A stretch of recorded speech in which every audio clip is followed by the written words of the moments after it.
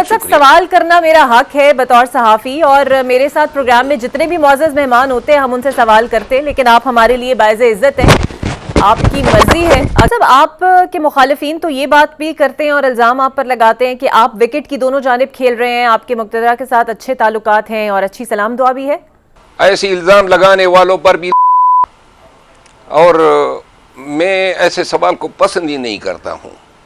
आप मुझ पे ऐसे लोगों की बातें आप बता रही हैं, मैं आपका एहतराम करता हूँ, सवाल कर रही हूँ, ये मेरा वादा है कि आइंदा आपके प्रोग्राम में मैं नहीं आऊँगा इस तरह के सवालात करके। मरवत साहब, सवाल करना मेरा हक है बतौर सहाफ़ी, और मेरे साथ प्रोग्राम में जितने भी मौजूद मेहमान होते हैं हम उनसे सवाल करते हैं, लेकिन आप हमारे लिए बाइज़े इज्जत हैं, आपकी मर्जी है अगर आप प्रोग्राम का हिस्सा नहीं बनना चाहते। लेकिन मेरे प्रोग्राम में जितने भी सियासतदान आते हैं, चाहे वो हुकूमत से हों चाहे वो अपोजिशन हो, काबिल एहतराम है और आप भी काबिल एहतराम है। आपकी मर्जी अगर आप नहीं आना चाहते, लेकिन पब्लिक न्यूज़ के और मेरे प्रोग्राम का जो प्लेटफॉर्म है वो हमेशा हाजिर है। आप जब भी आएँ अपना मौक़िफ़ सामने रखें, लेकिन सवाल पूछना मेरा हक है और सवाल का जवाब अगर आपको देना पसंद नहीं है तो वो आपकी मर्जी है। तो मरवत साहब, ये बताइएगा, आपका मैं एक ट्वीट पढ़ रही थी जिसमें आपने कहा कि 26वीं तरमीम के मामले पर कुछ पीटीआई के ऐसे पार्लियामेंटेरियंस हैं जिन्होंने अपने होशो हवास बेच दिए, उन्हें निकालने के बजाय आपको निकाल दिया गया।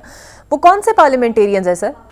शख्सियात का तो आप पार्टी के ऑफिशियल से पूछें, लेकिन उनको शौकात भी जारी हुए हैं और अभी तक जो है इल्तिवा में हैं, कोई फैसला नहीं हुआ है। लेकिन गिला तो बनता है कि भाई मेरा कसूर उनसे भी बड़ा था। मैंने तो पीटीआई के लिए वोट भी पीटीआई के मुताबिक जो हिदायत थी उनके मुताबिक इस्तेमाल किया। लोगों को जो है 2 अरब रुपए के ऑफर हो रहे थे और इतने रांदे दरगाह ठहरे के बग़ैर, किसी जर्म के बग़ैर, किसी इल्ज़ाम के और शिनवाई के इस सलूक के मुस्तहिक ठहरे के पार्टी से निकाल दें। और ये सिर्फ पार्टी से निकालना नहीं है, बहुत सारे अवामिल हैं जो मेरे खिलाफ लिए गए। लेकिन बहरहाल गिला है मेरा पार्टी से और अपने लीडर से। अपने लीडर से तो गिला नहीं है, वो तो जिन हालात में हैं उनसे गिला नहीं बनता है।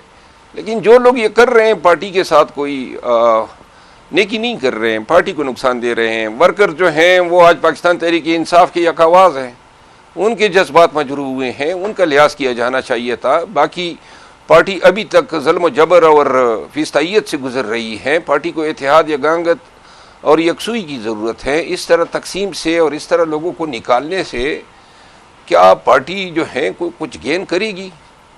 हमें ज़रूरत है कि हमने पाकिस्तान में 26 नवंबर के जो साने हैं उससे रिकवर होना है। जो डर खौफ फैला है उसको ख़त्म करना है, पीटीआई को यकजा करना है, एक मजबूत एहतजाजी तहरीक शुरू करनी है। इन हालात में इसकी कोई जस्टिफिकेशन नहीं है। इस तरह मनमाने और मनपसंद फैसले करवा के पाकिस्तान तहरीक इंसाफ के कास को, खान के कास को नुकसान पहुँचाया जा रहा है। बिल्कुल सही है। अच्छा सर, ये बताइएगा कि आज आप असम्बली में हुकूमती अरकान के साथ बाहर आते हुए दिखाई दिए, इसका मतलब लिया जाए कि क्या ऐसा तो नहीं है कि बहुत सौ की तरह आप भी सोच रहे हैं कि मैं साइड बदल लूँ? मीडिया को जो खबरें फीड हो रही है जिन लोगों की तरफ से, वही लोगों का, उन्हीं लोगों का किया धरा है। बानी पीटीआई जो है 550 अयाम से नज़रबंद है, 74 साल लगभग उम्र है उनकी, मखसूस और महदूद लोगों की उन तक रसाई है और वही इन्फ्लुएंस कर रहे हैं। खान साहब की कान में जो है लघु बेबुनियाद बातें डाल के लोगों से खान को बदजन कर रहे हैं। अब ये इंसाफ तो नहीं है ना, जिन लोगों पे इल्ज़ाम है कि और जिन्होंने ट्रेजरी बेंचों पे बैठ के 26वीं आईनी तरमीम में पीटीआई के ख़िलाफ़ वोट दिया, वो तो अभी तक पीटीआई में हैं और मेरा अभी तक इल्म ही नहीं हो रहा है कि निकाला क्यों है। तो लिहाजा इंसाफ भी होना चाहिए। मुझे सुना ही नहीं है और ये पहली दफ़ा तो मैं नहीं निकाला गया हूँ। ये मेरा ख्याल है कि हैट्रिक हो गई है गुज़िश्ता 1 साल के अंदर।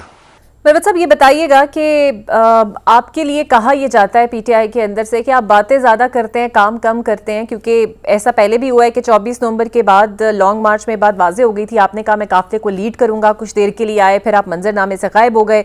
आप पर इल्ज़ाम है कि आप शामिल नहीं रहते, ये वाकई सच है या आपको शामिल होने नहीं दिया जाता? मैंने जो काम किया है वो पीटीआई में किसी ने नहीं किया है। 9 मई के बाद पाकिस्तानियों का खौफ किसने दूर किया? मुल्क के तूल व अर्ज़ में जलसे जलूस कन्वेंशन किसने होल्ड किए, और हमने इस मिशन में बहुत सारी सहूबतें भी झेली। मेरा काम 8 फरवरी तक था। 8 फरवरी के नताइज ने साबित कर दिया कि हम अपने मिशन में कामयाब रहे। 8 फरवरी के फौरन बाद तो इन्होंने मुझे टिकाने लगा दिया, साइड लाइन कर दिया। 8 फरवरी के बाद मेरे पास कौन सी जिम्मेदारी रही? जब ये लोग बाहर आ गए तो इनका सबसे पहला बड़ा टारगेट मैं ही था। इन्होंने मुझे 11 अप्रैल को, आप भूल गए, इन्होंने सबसे पहले मुझे फोकल पर्सन के मनसब से हटवाया, कोर कमेटी से हटाया, पॉलिटिकल कमेटी से हटाया, ये पब्लिक अकाउंट कमेटी के चेयरमैन के लिए नामजद किया था, वो विड्रा की। मेरा भाई मिनिस्टर था कैबिनेट में, उसको निकाला, फिर सस्पेंड की मेंबरशिप, फिर टर्मिनेट की, फिर दोबारा सस्पेंड की, फिर टर्मिनेट की। तो मेरे साथ तो ड्रामे किए हैं। पार्टी में ने कौन सी जिम्मेदारी मुझे दी है गुज़िश्ता 1 साल के अंदर, कोई आप बता सकती हैं? और ये 26 नवंबर को जो थी वो जिम्मेदारी मुझे किसी ने दी थी? मुझे क्या जिम्मेदारी दी थी? मैं तो 26 नवंबर को आया और आने के बाद मेरे फरिश्तों को इल्म था कि इन्होंने फायर मारने हैं और लोगों को शहीद करना है। 2-3 घंटे गुजारने के बाद यहाँ ये छैना चौक में गुजारने के बाद मैं सोने के लिए चला गया। रात से जागा हुआ था। जब उठा तो पता चला कि ये क़यामत गुजर गई है। इसमें मेरा कोई कसूर बनता है? हाँ, अलबत्ता अगर मैं वहाँ पे होता तो ये मैं पूरे वसूख से कह सकता हूँ कि जिंदा फिर डी चौक से न जाता। अपने वर्कर अगर मेरे वहाँ पे शहीद होते तो ये मेरी गैरत गवारा न करती कि मैं डी चौक से जो है भाग निकलता। अच्छा